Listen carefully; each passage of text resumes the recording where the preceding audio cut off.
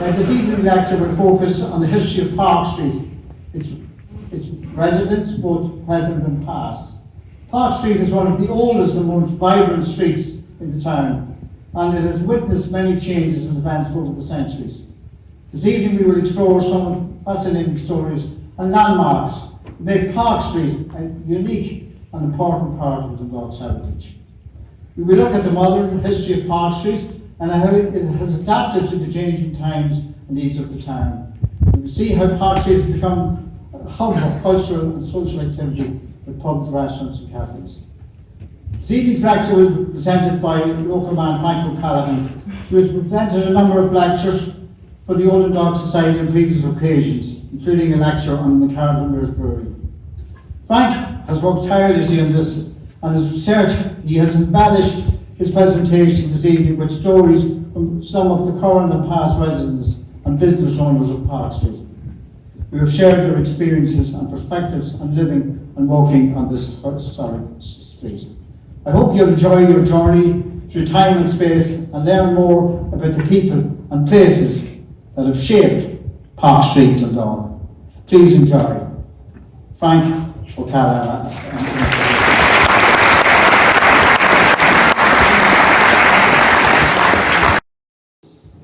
I hope we can fulfill your expectations. And ladies and gentlemen, it is my privilege and honour to make this presentation tonight about Park Street, its people and its history. A couple of things about the first slide. The word lecture scares the holy bejesus out of me, excuse the expression, because that suggests you know what you're talking about.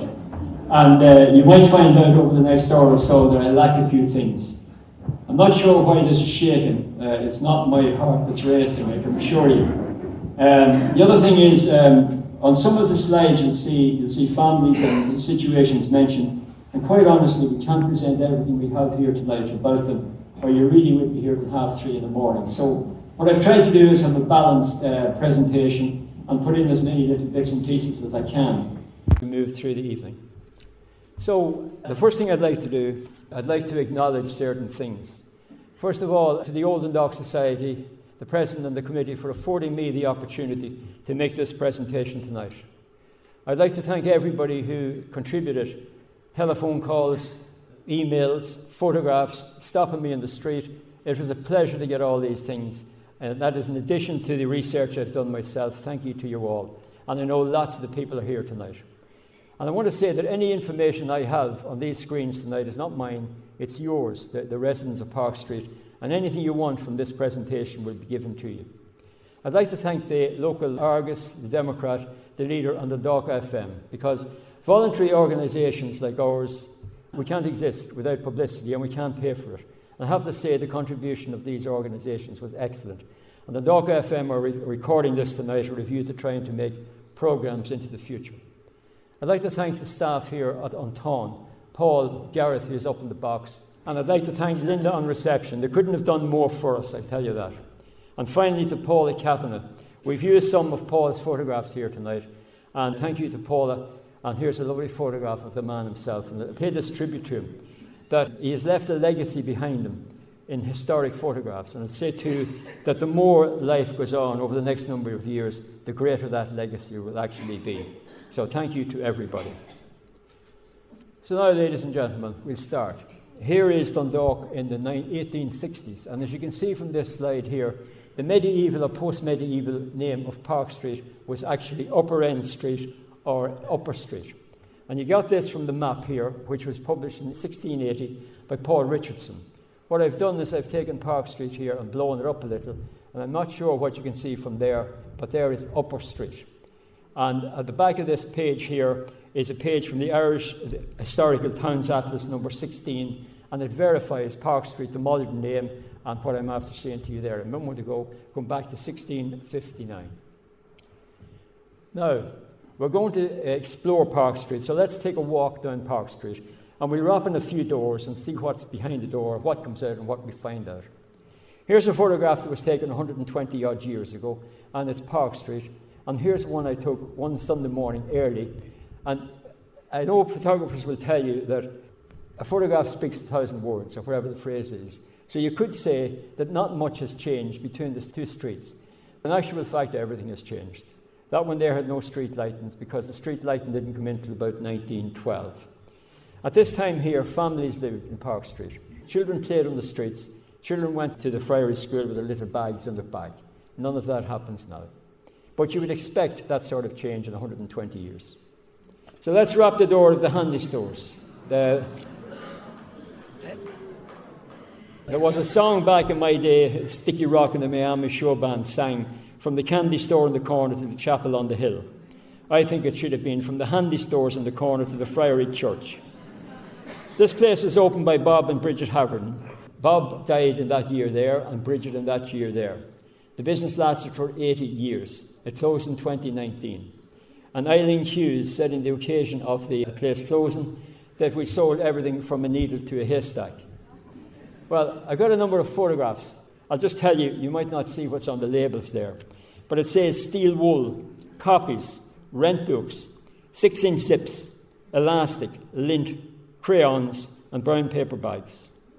No anchor, but I dare say if you ordered an anchor, it'd be in the next morning to you. That was our handy stores. On the screen we have an ordnance survey map from 1867, and there are a number of features worth pointing out. That's the Bank of Ireland, and it states there, and this is the Bank of Ireland. The Bank of Ireland in Park Street was built in 1837, and it was remodelled in 1930. It was built by John McDowell. There are a couple of other features on that map worth looking at. There is no entrance from Park Street to the domain, but there is a walkway up here. And I often heard about the China Bridge down the domain, and my expectation is that if we walk down that road, we would actually arrive at the China Bridge. I have a few arrows here. Those arrows point to industry that covers things like malt houses, Victoria steam mills, timber and slate yards, and note the houses in River Lane and Rampart Lane. Lots of little houses back in the day. I dug up, and that's almost the word, I dug up 2 old advertisements going back to 1874 and going back to 1886. This one at the top here was for a company called T. Murphy. They made military boots. They were located opposite the Bank of Ireland. The advertisement says that they're in business for 20 years, which means they started in 1854. This one here is a hairdresser's, and they made wigs. And they were primarily for the military, the clergy, and the gentry. That was in the Democrat in 1886. So why did I show you them? For 2 reasons. One, to show them to you, and secondly, to highlight the ingenuity of our people back in the day. They were exceptionally good people. Now, in 1752, the county hospital was located in Park Street. And the novelist William Thackeray said it was a small, dirty, damp house with low standards of hygiene, with only 3 rooms to accommodate the clients, the patients. The infirmary, of course, was built in 1834. Now, you can't read the caption, so here's what it says. The building on the right, number 50, Commercial Bar and Watches, is the site of the original Louth County Hospital in 1752. And I just made a note here in the corner to highlight that back in that day, the handy stores was a house. It wasn't a shop. Let's have a look at McManus's bar, McIntaggart's bar, and the Vinegar Man's.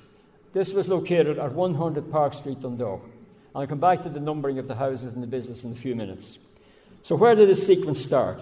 Well, it all started back in 1884 when Thomas McManus, a merchant, married Bridget Feeney in Dublin. Thomas lived in Park Street. Bridget's address was Mary Street, Castlebar. Their firstborn child was James, and he was born in Park Street in 1885. Bridget passed away in 1896 in Park Street, aged only 34 years, just 10 days after giving birth to one of her children, Charles. Thomas died in 1916 at Park Street, Dundalk. Okay. Now, after that, we had Brian McIntaggart's, and that was known as the Vinegar Man's.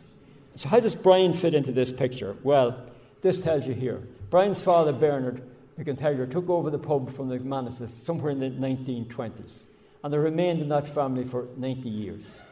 This is Brian, and a lot of us remember going in for a pint occasionally there. This is a photograph of the place way, way back. Now, at the back of the premises, we'll all remember a number of veterinary practices existed. The names Murdoch, Flanagan's, and Taggart's come to mind. Up in the corner here, you'll see the letter U. What does that stand for? The letter U stands for Universal TV and Radio, and it was opened by Sean McLaughlin, this is the gentleman here, in 1962. And here's the photograph of the place. And note Mindy's Bakery. The story goes that when Telefish Éireann started broadcasting in December 1961, Sean McLaughlin saw this as an opportunity and came to Dundalk from his hometown in Kells to set up this business. Dundalk had the advantage at that time in that the BBC transmission could also be picked up here due to our close proximity to the border. To his amazement, he secured 10 orders for TV rentals in the first weekend alone, and this also included the installation of the aerials and the other associated work. The business closed in 1980. Let's move on now to McGeo's Undertakers. We won't wrap the door here, we'll just say a few words about it. This company was opened by James McGeo in Dundalk in 1892. This is James and his wife Mary. Her name was Goodman. They married in 1896. Over here in the corner, you have a photograph of the four-wheeled car. This was made from polished walnut brass, and as you can imagine, the interior was lined with black velvet. The driver in the photograph was Mr. Jimmy Cochrane, and walking beside the hearse was James McGeo. He was a son of his parents, obviously.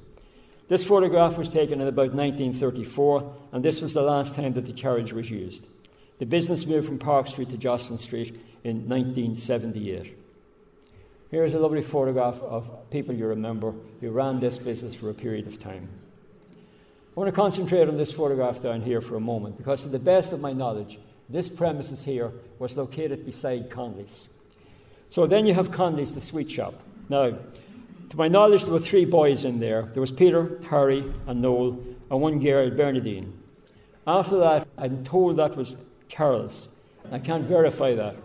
And then we had the Four Lanterns, which I know was opened by Jerry Grimes, who came over here from Sligo, followed by M.J. McDonald's, where the Asian shop is. Now, before McDonald's were there was a number of other shops in that location. I think one of them was maybe a Magniers, which was a chemist. I got a few things right, didn't I? A little bit further down here was McAllister's, and they had a very large slaughterhouse or piggery at the back of that. And again, the far side of that, I believe, was Eamon Flood's electrical shop. To the right of this premises here was Ward's, and we'll come back to Ward's later on. We're going to wrap the door now, ladies and gentlemen, at 77 Park Street, Dundalk. So where was it located? It was located there, which is to the left-hand side as you look into Williamson's Place.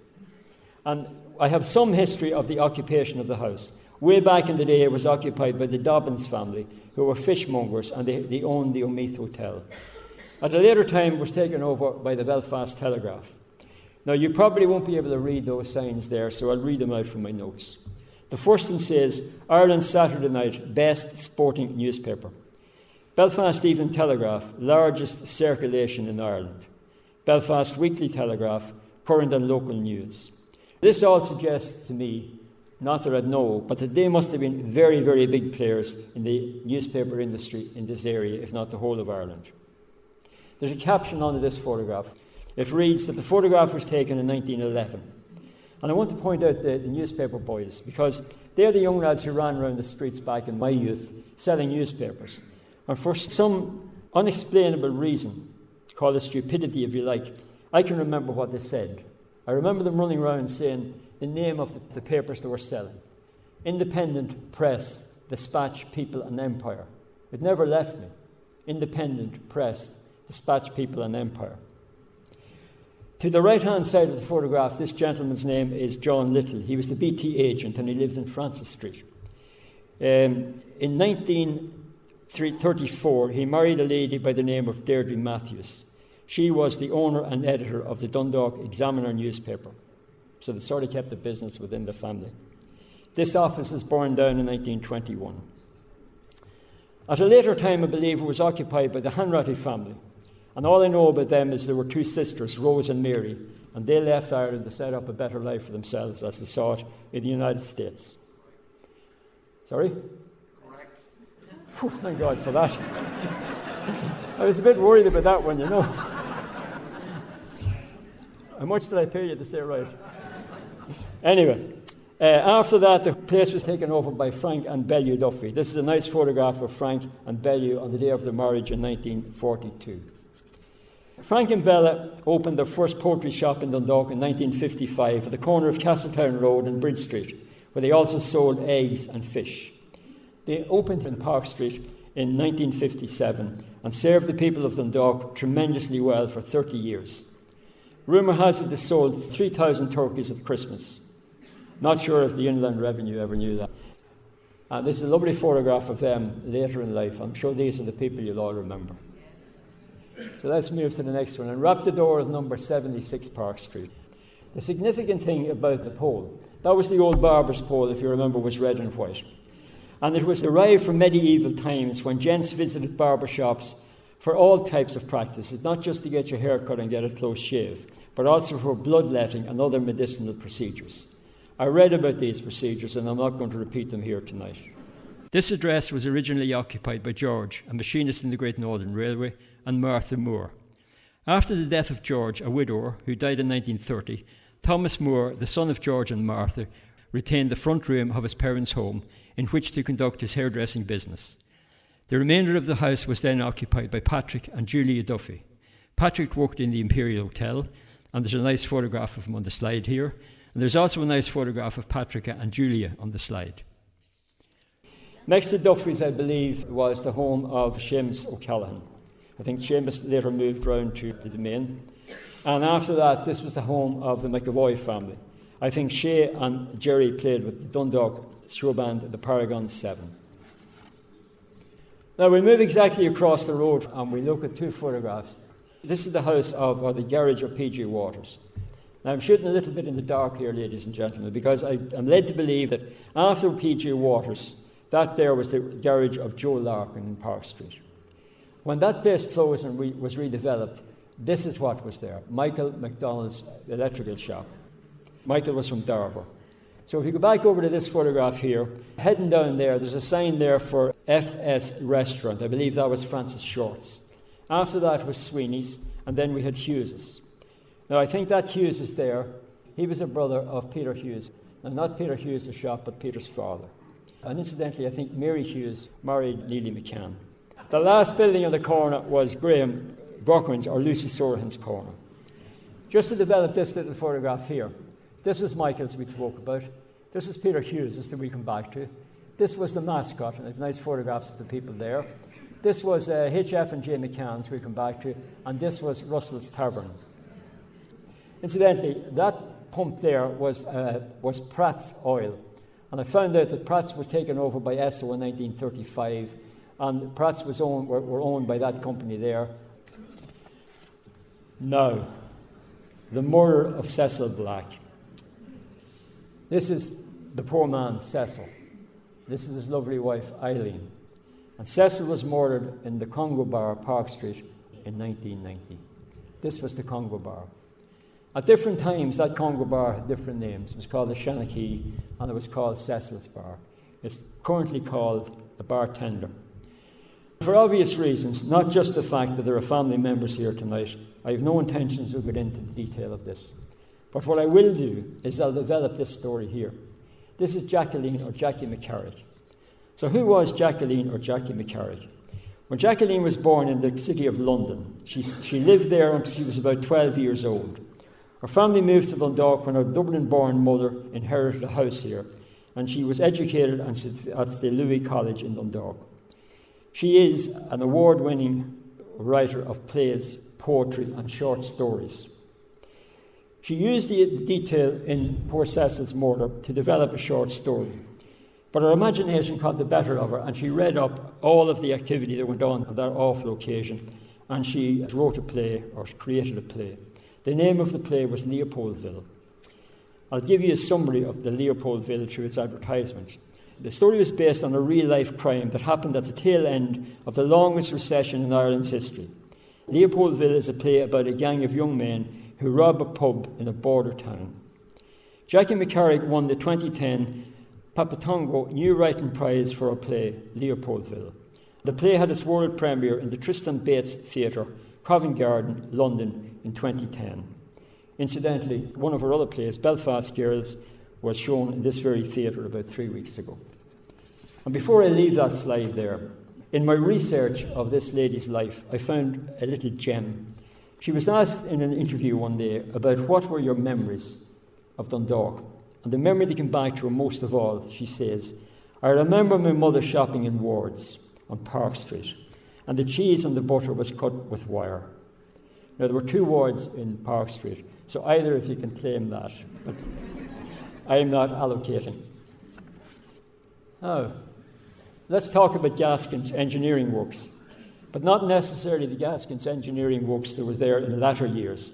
I'll talk about James Gaskin, who was born in 1857. James Gaskin spent 2 years as an assistant county surveyor before being appointed town surveyor of Dundalk in 1882. Some years later, he was appointed architect to the Dundalk Board of Guardians, and he remained in this position until his death in 1902.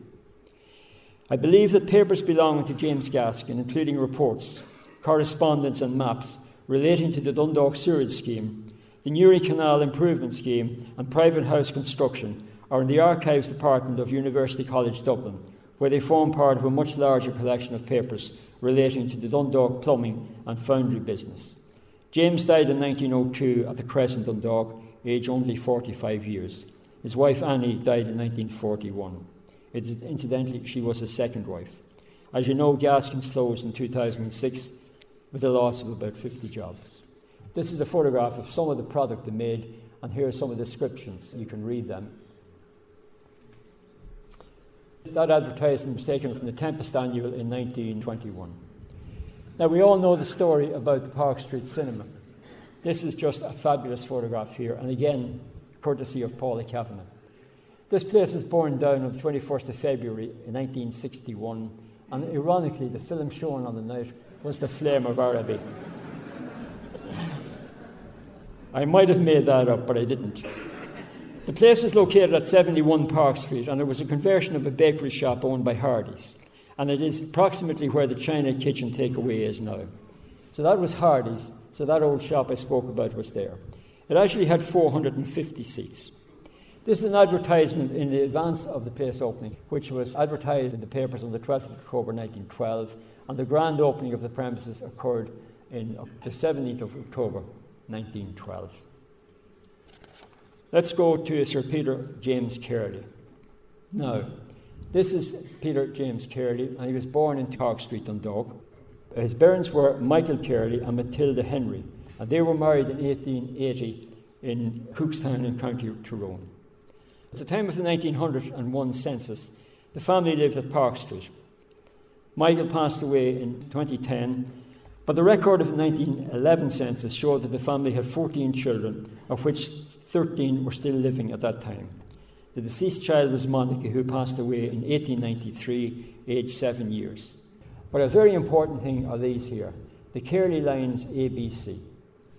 So who was this gentleman, and what were the Carley lines ABC?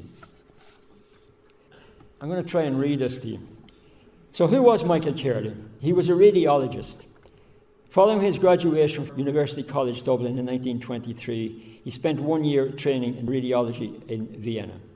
He became a director of radiology at the Westminster Hospital in London, and he was affiliated with the Royal Chest Hospital.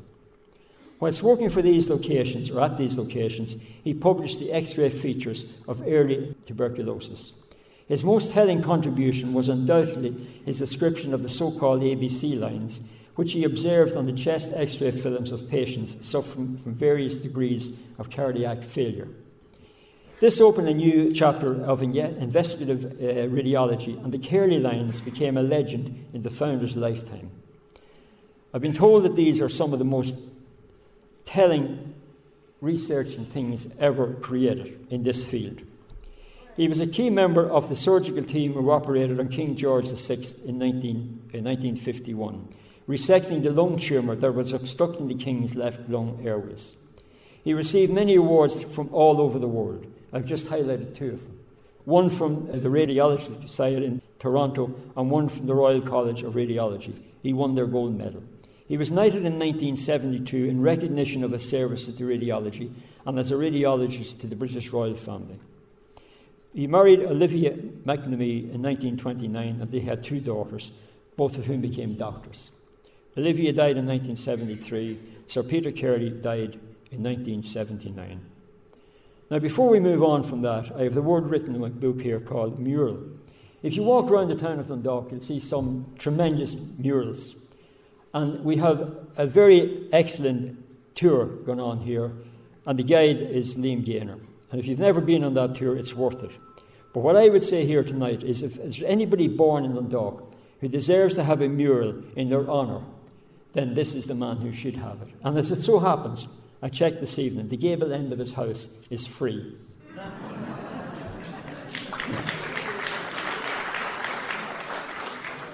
I'm just getting the punch in, you know. So I've some lovely photographs here of the Curley family, which were taken in about 1911. Recorded Michael the father had passed away, as had the young daughter. The photograph shows Joe Curley at the back, Teresa, Mary, who was May the artist, Austin, Matilda, Agnes and Gertrude, Monica the nun, Peter himself, the little lad in the middle here, and Eleanor, who was a teacher in the friary, and Anne. At the front we have Alice, who is a nun, Elizabeth and Morris. These are photographs taken of Sir Peter Curley with Princess Margaret. Don't forget the mural.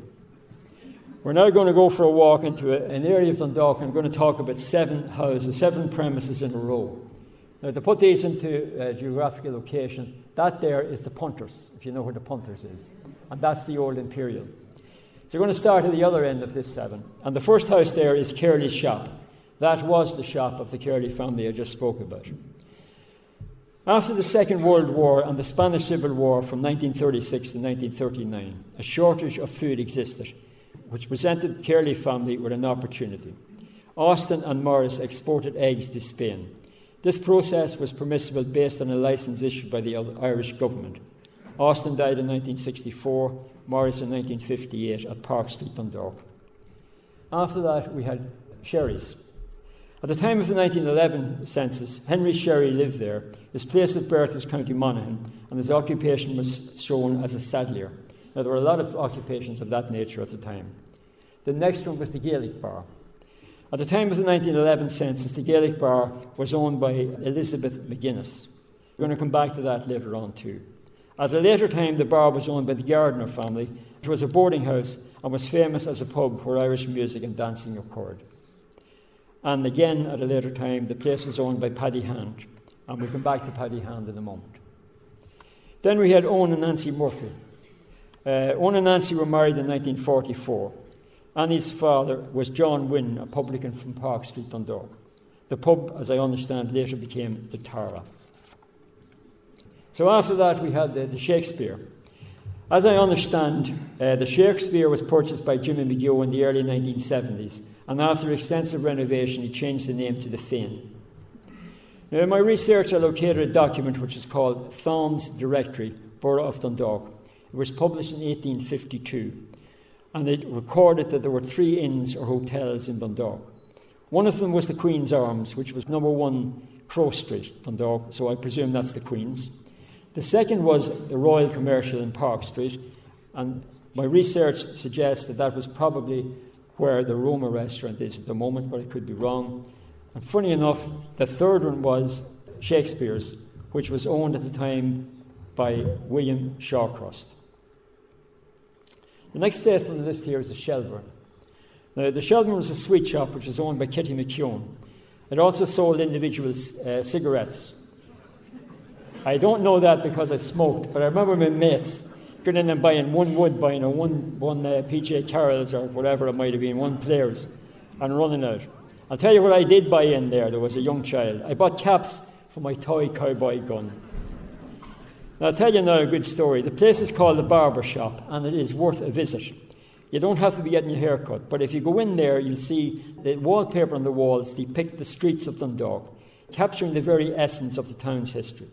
Now, I mean the wallpaper, not photographs hung on the wall. From ceiling to floor is wallpaper.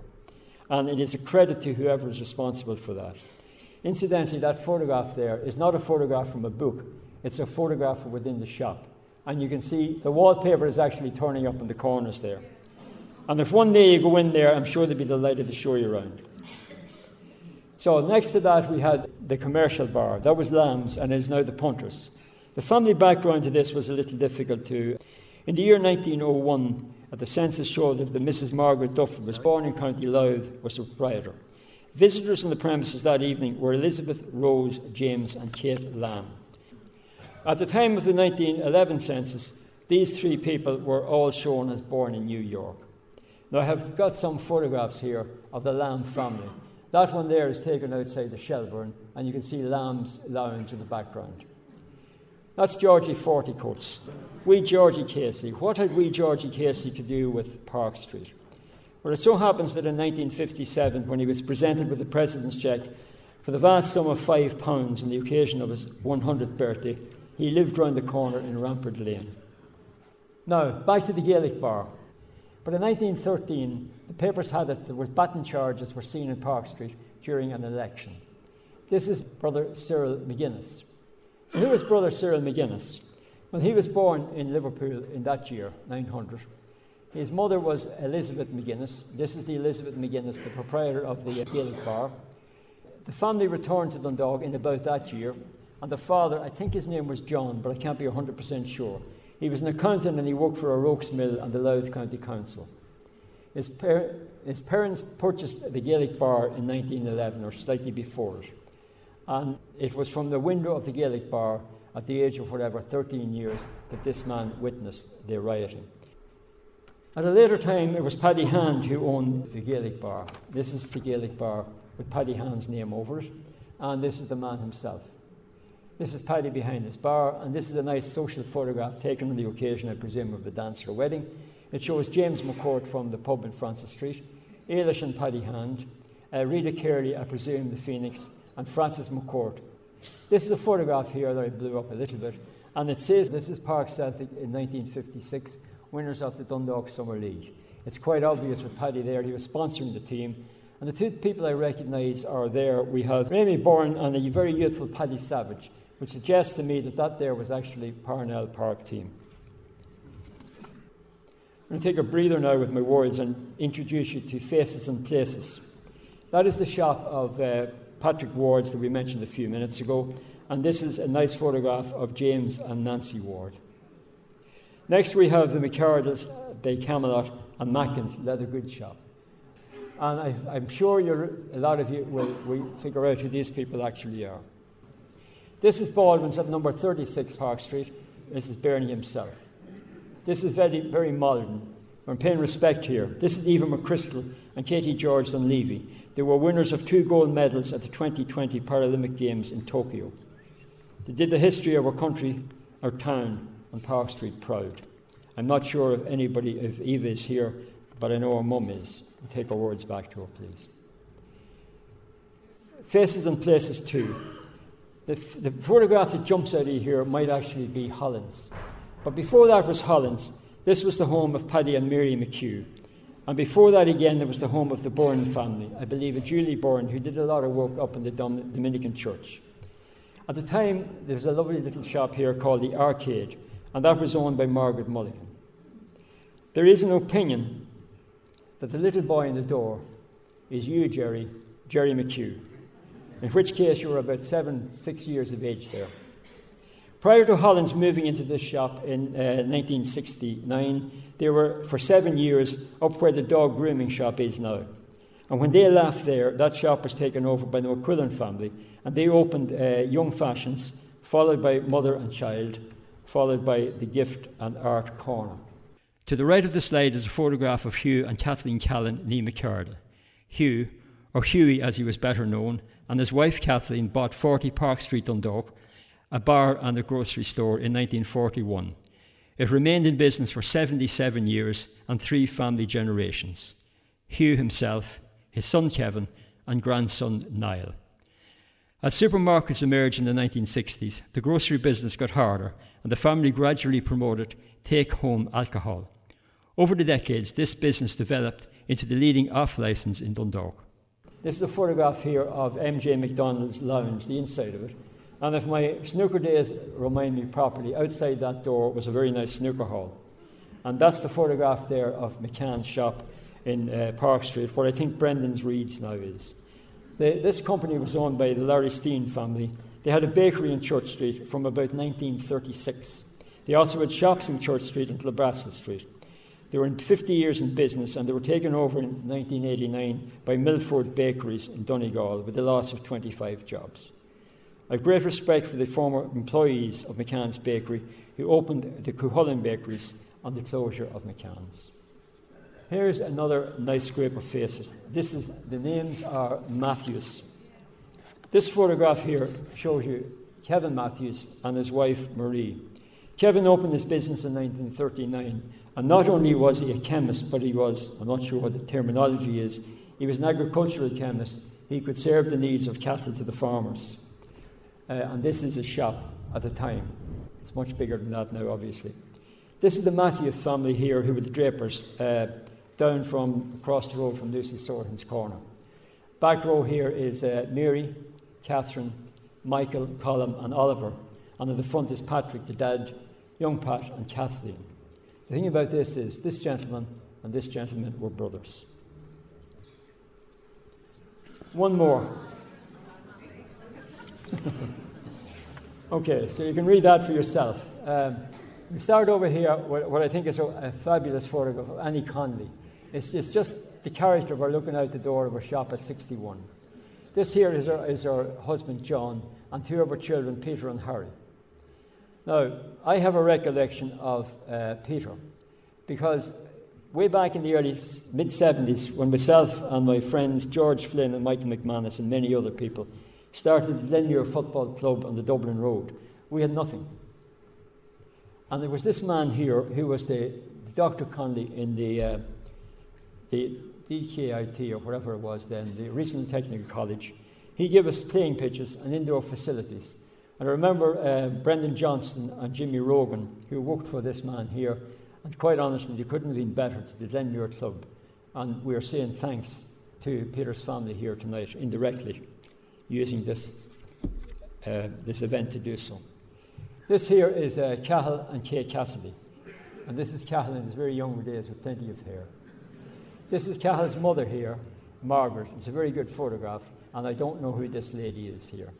And this is Cassidy's, not far, I think, from what Hollands were, maybe Brewbakers or something out there at this point in time. Peter and Annie Ward. Peter started the business in 1923 with his brother Eddie. Eddie then, a short while later, moved off to Australia, as I understand. And they were married in that year there. This is a lovely photograph of the couple on the day of the marriage. These are the row of shops adjacent to where they were. That there is Kevin Matthews. That's Baldwin's. And down here we have Ward's shop. I blew up Ward's shop just a little bit to show you Brennan's and Malacca's, the chemist.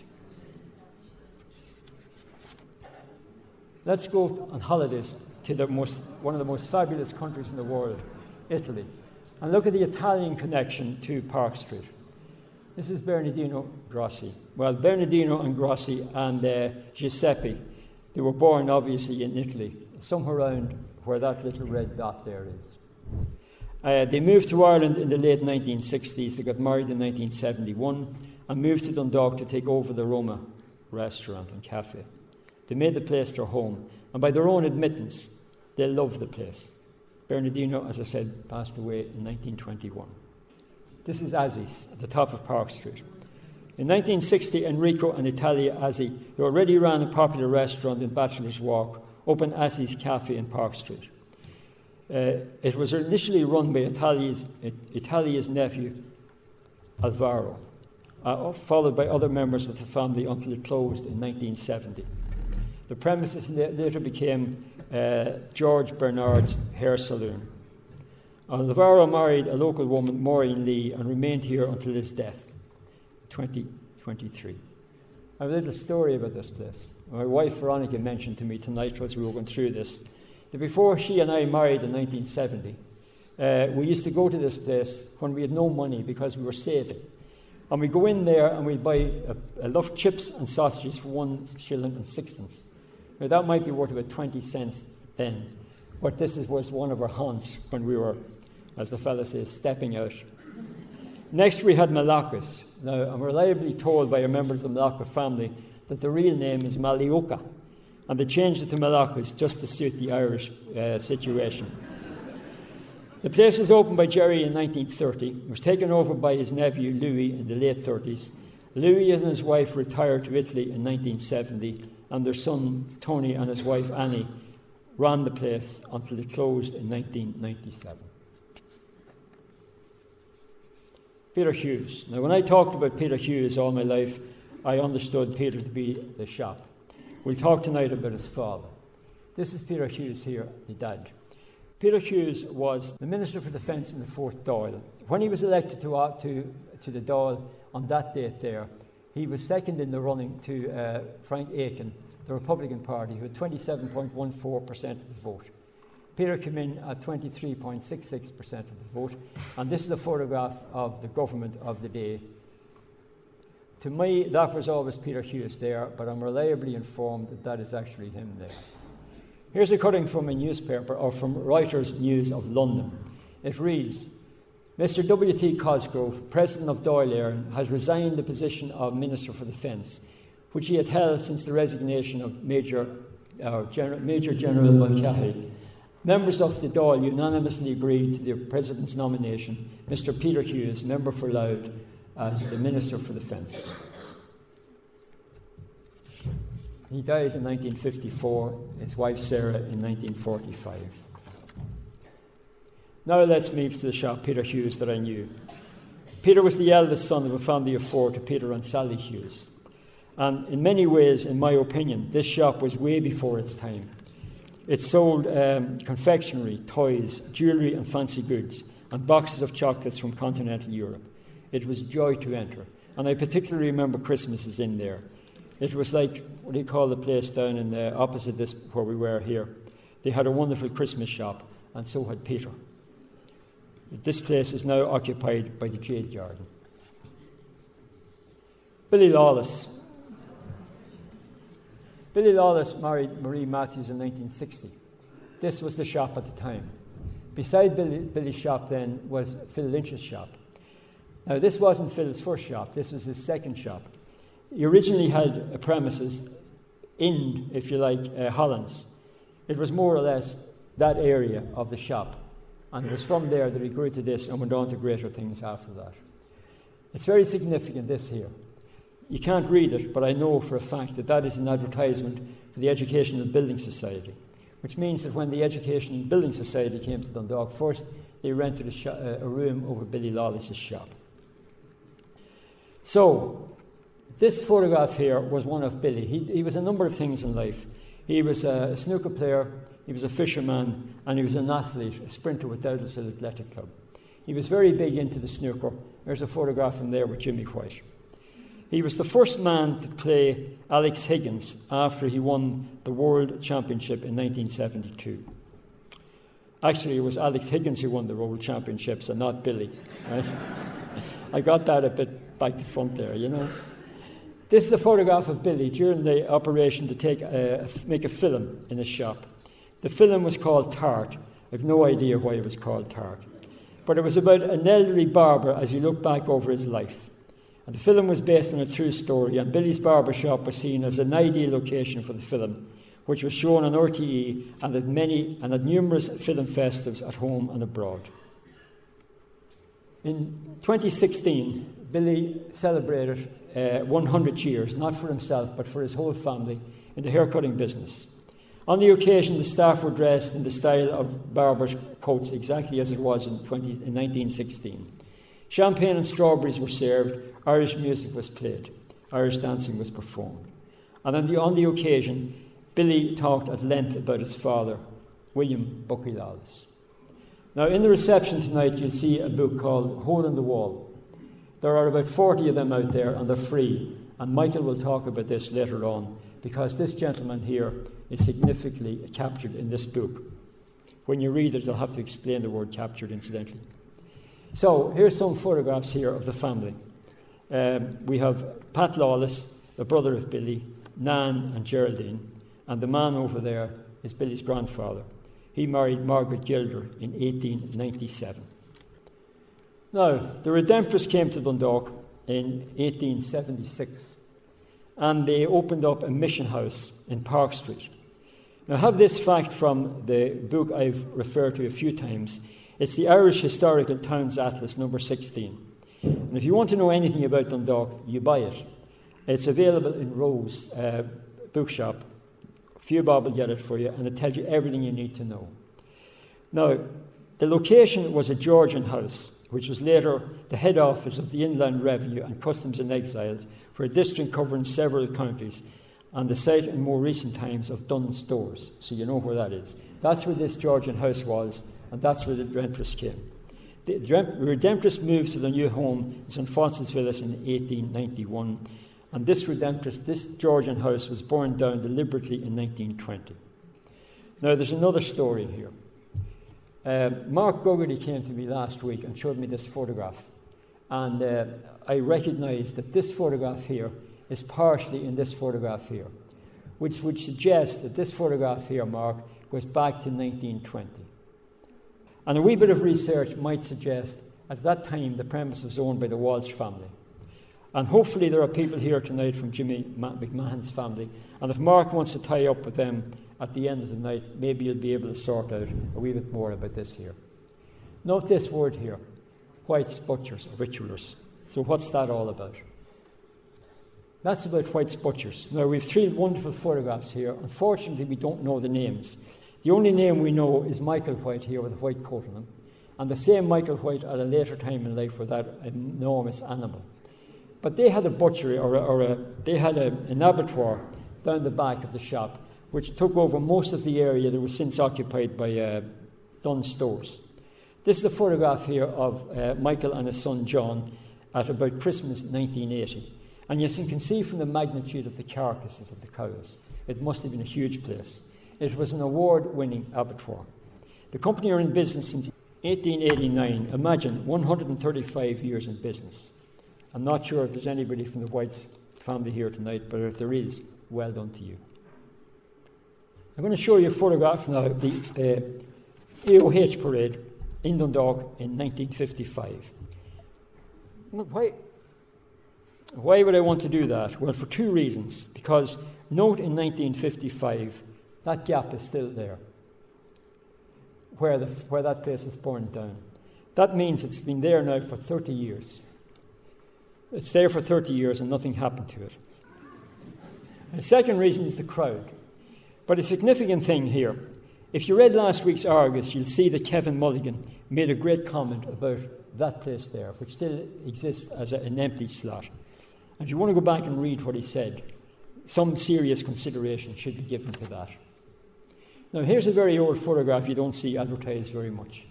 And it says from Brassel Street, which is wrong, because there is McCourt's and there's the Roma. And I've highlighted this building here with about 12 or 13 or 14 chimneys. That can only be, I've enlarged the photograph, that has to be that Georgian house I spoke about a few minutes ago. What a shame that something of that magnitude in Park Street was burned down. Jimmy McMahon's Corner. Now, I mentioned a minute ago that perhaps this was Walsh's back in the 1940s. There's some lovely photographs here. This one here is the corner, and it has 2 great signs. It says Carroll's No. 1 Cigarettes and McArdle's Ale, both great products of Dundalk. Photograph here is Jimmy and his wife Kathleen, and photograph 3 is a classic, this one here. This is an old payphone, and if you remember, and you won't be able to admit it because you'll be showing your age, you dial the number and you press button A, and if a voice came on the other side, it activated the relationship. If you didn't answer it, nobody answered, you press button B and you got your money back. As young lads, we never passed one of those without pressing button B. I can assure you we got very little back, right? This is Jimmy behind the bar with his pipe, and here's an old trader's night out. This, I think, is Mrs. McMahon, Mrs. Lamb, Mrs. Kennedy, and Mr. Kennedy, and Mrs. Swales. All of these photos were kindly given by Sheila McMahon. Here's a lovely photograph of the Park Street traders in the mid-1970s. It was a very energetic group. They created great stuff. It was given to me by Eamon Flood. So the people in this photograph are Michael McKevitt at the back from the mascot, Joe Conroy, the butcher, Jimmy McMahon, the barber, or the public house, Michael McBride, you remember, was the greengrocer, Peter Ward from the supermarket, Colin McKevitt, the draper. On the front of that is Artie Curran from the Monogram, and then Eamon Flood from the electrical shop, Jim Kerr from the butchers, George Elliott, the bicycle, and Jerry Clark, the hardware. Now, this gentleman here, to the best of my knowledge, was either the first or one of the first presidents of the Old Dundalk Society, which was formed in 1964. And he wrote a very informative piece on the history of street lighting in Dundalk, entitled How the Light Came to Dundalk, which details the history of gas street lighting from 1837 through to the electrification of street lights in 1912. So here we go, more Park Street traders with some snapshots. So up at the back here, we have Michael and Teresa McKevitt. Here we have Brady Gilmore, and my wife assures me that Brady had a wool shop where Tony MacDonald, yes? Yes. And tell her she was right. Correct. Yeah, where Tony MacDonald had his shop. And here is Paddy and Kathleen Rocks. Now the people in this photograph here are Joe Conroy at the back, Peter Ward, not sure about that name there, Eamon Flood, Bill Thompson, Jerry Clark, Tony MacDonald, and Jim Kerr.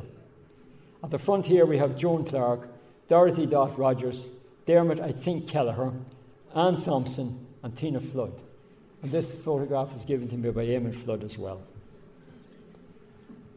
Now, Tony MacDonald relocates to Earl Street. So here's another photograph. And can I tell you that this and the last two photographs were taken by, what was his name? I'll come back to it in a minute anyway.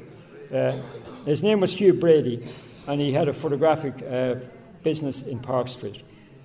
And recall that before Tony had his shop, Tony's father had a pawn shop there.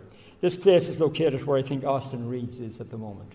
The people in this photograph here are Jerry Clark, who's just disappeared, Ian Other, Eamon Flood, Dorothy Rogers, Dominic Smith, who's with us tonight, Isabella McCardle, and I think Isabella was a daughter of Frank and Bella, Tina Flood, and Patsy Rogers. And at the front we have Joan Clark, Brady Kerr, Tony MacDonald, Josie MacDonald, and Jim Kerr. This is Tony. I believe he wrote a book about Giles's Quay. He was a keen fisherman, but it couldn't be proved whether he caught that fish or bought it in Ted Kieran's. Here's the famous footballer Georgie Best, and Georgie tells the story about the day he had his photograph taken with Tony MacDonald.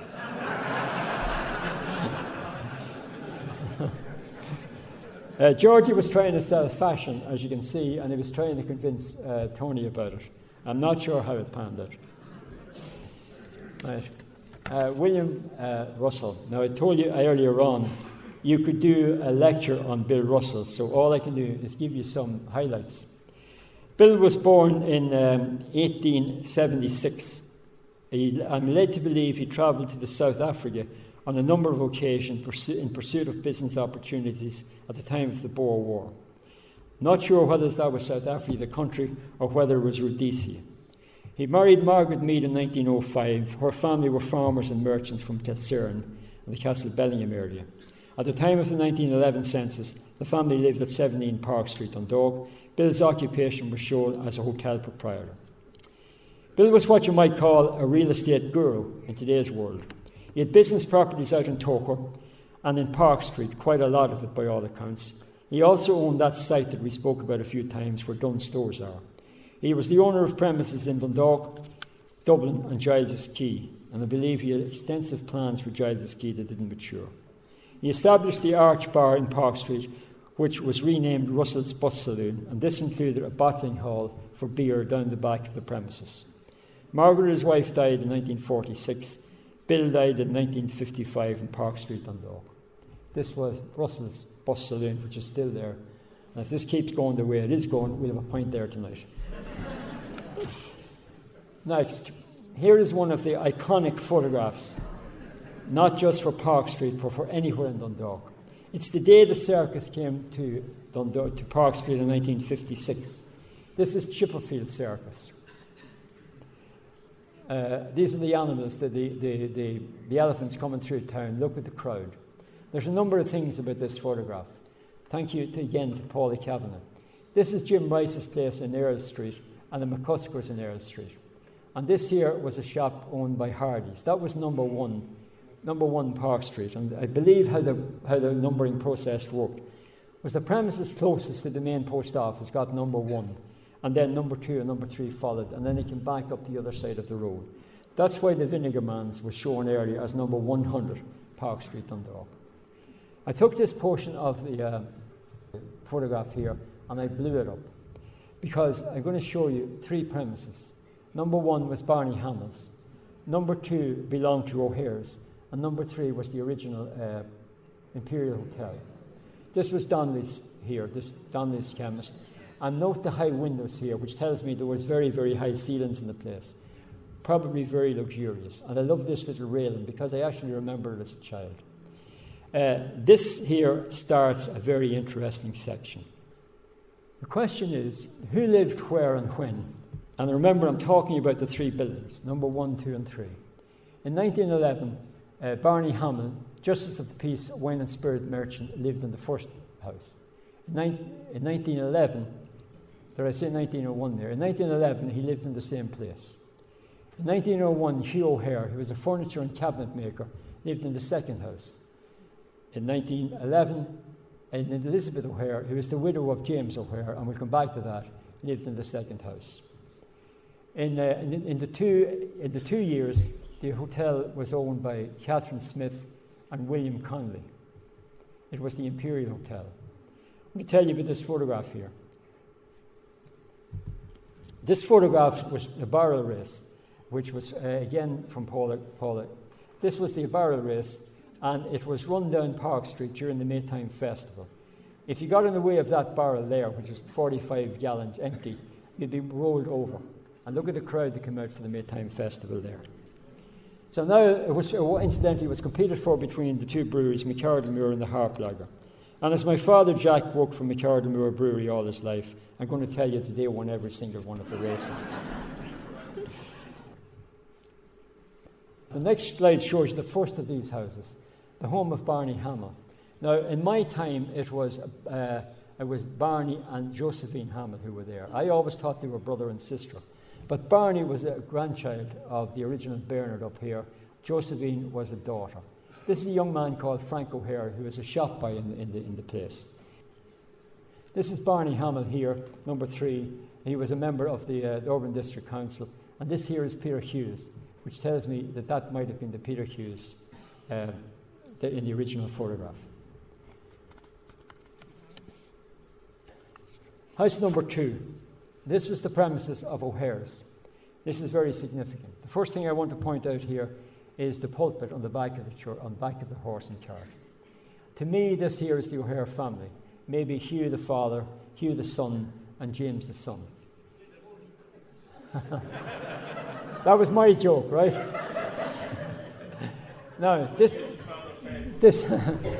pulpit was commissioned by Father Lawless from Kilcurry Church, and it was hand carved by the O'Hare family at 94 Park Street, Dundalk, from a design by H.G. Tempest.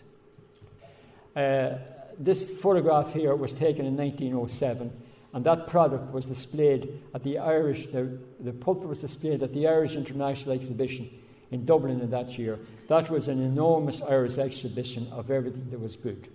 It was made for the Bridget Church in Ford. To my astonishment, 2 years ago, I walked into a room and all the component parts of the pulpit were there. I was shown these by Sister Siobhan out in the Louis Convent, Dundalk. The sisters had them in their little church. These things are about this size, and to look around the detail of them, the hand carving, the skill of the people, it's just a credit. It is an enormous treasure for the town of Dundalk. I was astonished to stand beside something that was made in Park Street 117 years ago. They were made by the skill of the people using hand tools like chisels and mallet. The man I mentioned, James O'Hare, who was part of the company or the family who hand-carved these, died from suicide by hanging. I'll read a little bit from here. The poor fellow had not been in his right mind for some time, and his friends had considered the advisability of putting him under restraint. but though occasionally violent, it was not supposed that he would do actual harm to himself or anybody else. He died on the 17th of December, 1910. This is the full coroner's report taken from the Dundalk Democrat in December of the same year. I'm not even going to try to read that. Now, we're going to look at the early history of the Imperial Hotel, which is the number 3 of the 3 buildings. On page 20 of the publication, I keep repeating, Irish Historical Towns Atlas number 16, it records that the Imperial Hotel was in existence in Park Street East in 1856. These are advertisements from the Tempest Annual in 1863, and at that time, F.F. Campbell was the proprietor of the hotel. Tempest Annual was 161 years ago. Now, this is an advertisement I got out of the Dundalk Herald. It was by Mr. Thackeray. It's a visit to the Imperial Hotel every Wednesday, and it read in different places. Teeth extracted without pain, without chloroform, and free from danger. So, it's like wherever you're having yourself. Fit the best and cheapest teeth, 5 shillings a tooth, £2 a set. Here's Catherine Smith, who owned the Imperial Hotel in 1901. And the only thing I want to point out about this here is that if you take these addresses, which were on Form B1 of the census, you note that of the 7 of the 12 addresses were either public houses or that hotel. Now, they'll tell you there's a lot of pubs in Park Street at the moment. It doesn't hold a candle to what was there 120 years ago. In 1911, the place was owned by William and Anne Conley. And you can see here that they had doubled the size of the hotel. That's an advertisement from the 1920 Tempest Annual. The proprietor was Mr. Conley. All the advertising said that the hotel had doubled in size and was the largest hotel between Dublin and Belfast. Now, before I leave that, I want to tell you that when Hugh O'Hare passed away in 1917, the family home was purchased by the owners of the Imperial Hotel. The Imperial Hotel was bought by Irene Quinn in 1940. She had married James Quinn in 1934. And when Barney Hamill retired in 1960s, his premises were sold to the Quinn family. All 3 premises were demolished, and the present structure of the Imperial Hotel was completed in the early 1970s. I put up this photograph. Why? Because this is Irene Quinn with some members of her family. But in my opinion, I could be absolutely wrong here. Quite a few of these people will maybe be members of your family. Maybe they were employees of the Ballymac or the Imperial, and maybe they came from Park Street. Now, in 1983, a state-of-the-art container manufacturing plant was closed on Coes Road. So what, you might ask, had that to do with Park Street? This was Tommy McCarthy, the coach builder. And Tommy actually opened his first little business in Park Street in 1950, down Barney Hamill's lane. That was the lane between Barney Hamill's shop that we just discussed and I think Donnelly's chemist. There was also an entrance across the ramparts, and that's Tommy in his very young days, outside the back entrance, and that's him in a later stage. When he started his business first, he only had one apprentice. That was Tommy Monaghan. Tommy was the brother of Phil Monaghan, you remember Tommy. And his factory down Barney Hamill's Lane was no more than 2 rickety sheds. Tommy's customers list here was very extensive. In addition to, and this is at the time of his container manufacturing plant, in addition to Irish sea shipping companies and container companies, the B&I line from Dublin, Irish Sea Ferries, and Irish Ferries from Warren Point. He had international customers like ACT in London, Australian National Lines, Canadian Pacific Steam Company, DFDS Denmark, Manchester Liners, Morflot USSR, Polish Ocean Lines, South African Railways, Sea Containers USA, and all that started down Barney Hamill's Lane in Dundalk. So, ladies and gentlemen, we're coming to the end of the magic of Park Street, its people and its history. And if I had to summarise what that means to me, an outsider, I've come up with a number of answers. How would you summarise that? But the one thing that sticks in my mind is why not consider allocating a section of the County Museum to Park Street, its people and its history. And my thanks to you tonight for turning up. Thank you.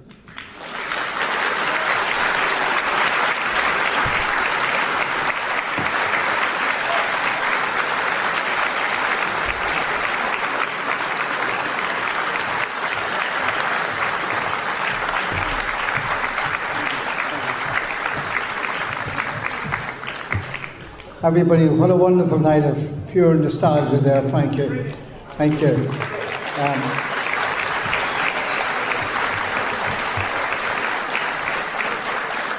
I'd just like to thank Frank very, very much on behalf of the Society for the meticulous research that you've done over the last, I think, number of years to bring this presentation to you all here this evening. It was just magic. I think it's brought back some wonderful memories for so many people, I must say, including myself. I did have one memory of the Park Street Picture House. I think I was very young there. I could never figure why there was double seats at the back of the cinema. Well, I did learn later on, I think, in life, yeah. So there you go. So look, Frank has agreed to take some questions. If anybody has any questions, he'll be happy to take them. So anybody any questions that they'd like to ask Frank? Or are we just all too shy? David Humphreys. Established when the clock at the bus saloon was erected. When the clock was erected, without being facetious, the only thing I can say was at about 4:25, because I have absolutely no idea in the world when it was erected. But if you like, I'll find out for you. And I'm not sure I offered my services to answer questions, because this is where the lecture goes out the window altogether. Richard Martin, just a question about the Congo Bar, or maybe somebody here in the audience can elucidate. It used to be owned by a man called White, I think it was Paddy White, and and of course it was afterwards sold to Cecil Black. So Cecil, with the sense of humour, called it the Congo Bar because that's when the Whites moved out and the Blacks moved in. Is that true, or is that just another story? Well, I might have an answer for that. I have two answers to that, actually. The girl, Jackie, that we spoke about there, in one of her interviews, she said that she understood that Cecil Black did actually spend time in South Africa, and that's why it was called the Congo Bar. But the Whites, okay. But in answer to your question, there are members of the family here tonight, and we will find that out for you later on. Okay. We just take this final question now. It's the final one. This is not a question, it's simply a comment. And as somebody who was born and reared in Park Street and very proud of it, I just want to congratulate Frank and the Old Dundalk Society on the wonderful, wonderful lecture that you've given and the wonderful night of nostalgia that you've given us all here. I really congratulate you and thank you very much.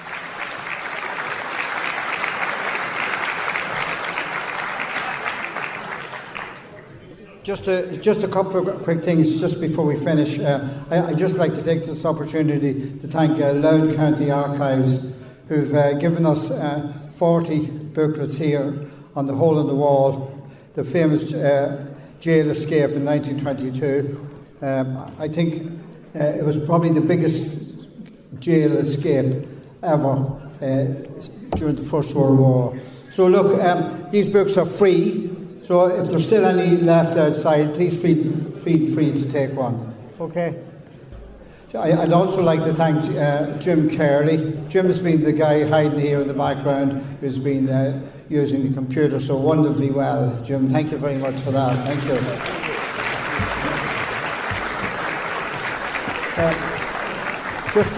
Just to finally to say, the Old Dundalk Society was founded, as Frank mentioned earlier on, back in 1964. We are 60 years in business now, and we are a voluntary organisation, and basically we would appreciate if you would like to make a small contribution on your way out the door. There's some small collection boxes there. We'd appreciate it very, very much. Thank you for that. And just finally, can I ask you to, if you wish to look at our website, we were very lucky to have a new website opened there last year, designed by J. Com in Blackrock. And basically, we are www.olddundalksociety.ie. Please visit our site. All our events we're there all the time, and you can look up at any time. There's quite a lot of old photographs there on the site. So it's www.olddundalksociety.ie. So look, I won't say any more. I want to thank you all for coming. Please attend some of our lectures. There's lectures coming up later on in the season, so we'll keep you all informed. And thank you very much for your attendance this evening. Thank you.